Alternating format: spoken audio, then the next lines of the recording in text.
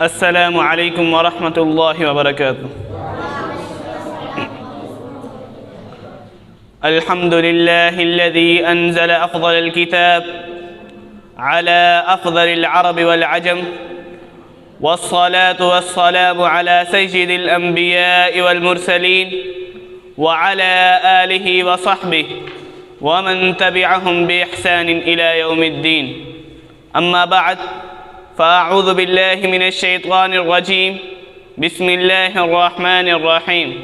إنا أنزلناه قرآنا عربيا لعلكم تعقلون.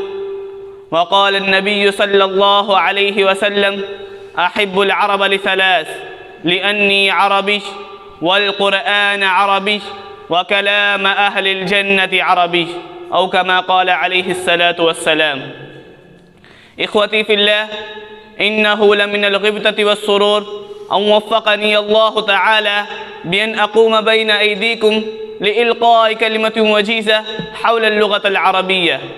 إنه لسعادة غامرة وشرف كبير ومنة عظيمة وفرصة سعيدة من الله بها علينا، حيث جمعنا في هذه الحفلة الميمونة، ونسأله جل وعلا أن يجمعنا في جنات النعيم كما جمعنا في هذه البقعة المباركة.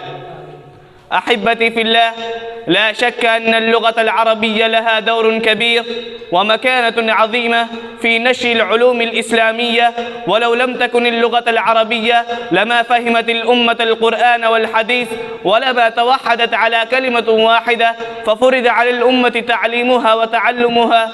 قال عمر رضي الله تعالى عنه: تعلموا العربية فإنها من دينكم. وقال ابن تيمية رحمه الله: العربية من الدين وتعليمها واجب.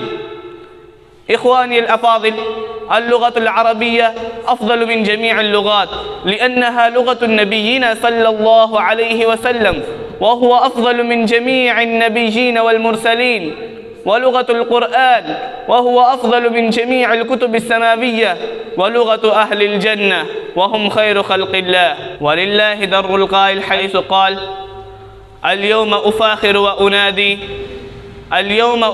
وأنادي لغتي يا فخر الأمجاد،